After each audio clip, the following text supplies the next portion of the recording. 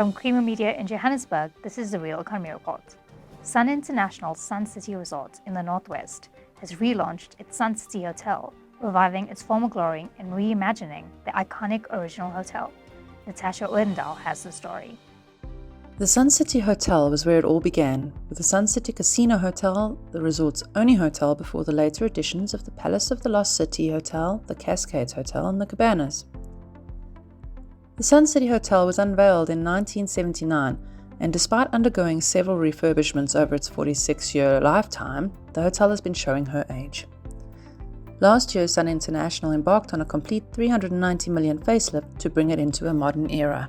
Sun City Hotel in itself is the original hotel, so it's in excess of 40 years old. We've done a couple of refurbishments over the years, but this time we've really tackled it in earnest. So you would have seen the porte cochere, re-engineering the traffic flows, then redoing the breakfast room here, and of course the piece de resistance is the pool that we saw last night, and really just to bring everything into a modern kind of era, and to attempt to relive what Sun City stood for when it opened. We always have reimagined Sun City Hotel as the always on, more adult type environment, hence the pool, hence now the ability to do pool parties, etc., and also to freshen both the public areas and so on, with a view to driving gaming. I mean, this hotel is the gaming hotel, and we want to be unashamedly gaming in this space. And I think all the modernisation and all the freshening we're doing, and the cutting edge, pool deck, cutting edge restaurant, really lends itself to helping drive gaming footfall. Sun City Hotel's extensive refurbishment will result in the upgrade of all 350 rooms, bedroom corridors, bedroom terraces, and the Sun Terrace, along with various infrastructure upgrades. The total project cost, including all the public areas, the rooms, is 390 million. Okay. And again, this is the power of tourism. Yeah. When we were at peak on site here, we had 550 people working. So the job creation resultant from these refurbishments is immense. And of course, one of our massive focuses is around making sure that local content is key, that we're using local providers, we're using SMMEs, that the benefit of this type of project flows directly back into the immediate communities. And I think that's also such an important notion. If you look at our headcount, we just on 2,100 total direct heads, and then of course all the concessionaires and service providers, etc. So probably the total headcount would be around 4,500, maybe 5 when we're peaking, in terms of contract workers, etc. So the labour force is immense, and the impact on the local communities is massive. The South African beer brewing industry is embracing more sustainable practices in its brewing processes, to cut down on the intense reliance on resources like water and power, as well as embracing circularity and farm-to-table concepts. Halima Frost tells us more.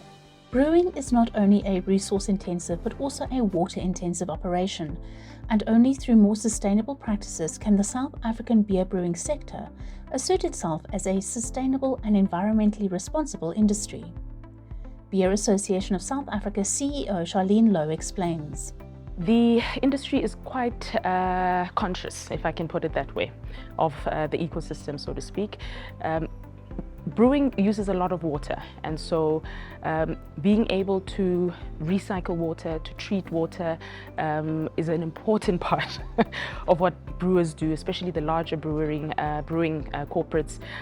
So they have big treatment plants within their brewing, operations, and recycling water and trying to maximize, I suppose, the use of water. And partly what they do as well is support water organizations that are there to conserve water, because I think they have a clear understanding that there is no beer without water. So preserving, natural water reserves across South Africa is something that they play very actively in and support. These sustainable practices are being increasingly championed by smaller local brew houses and have been successfully exampled by Pretoria-based brewery and taproom Hazeldean Brewing Company.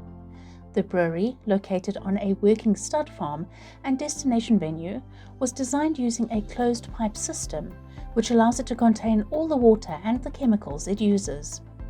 Hazeldean Brewing Company founder, owner and operator Marius Botha speaks with Engineering News. For us, for our sustainability, solar is the obvious first choice for everybody, I suppose. And then there's a little few other things where you use cold water to chill the wort, which is basically the sugar water that you're going to make beer out of, down from almost boiling to, let's say, 17 or 18 degrees Celsius.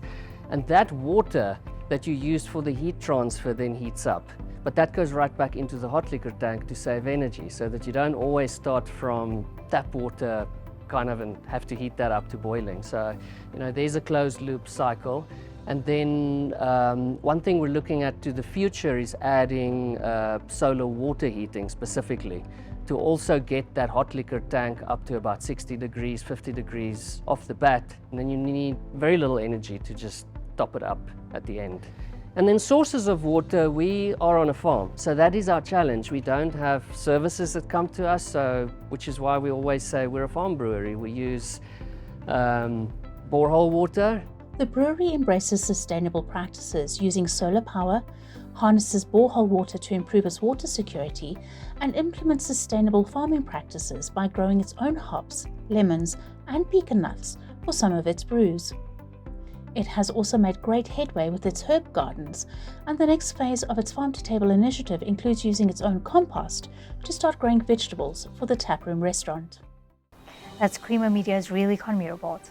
Join us again next week for more news and insight into South Africa's real economy. And don't forget to listen to the audio version of our Engineering News daily email newsletter.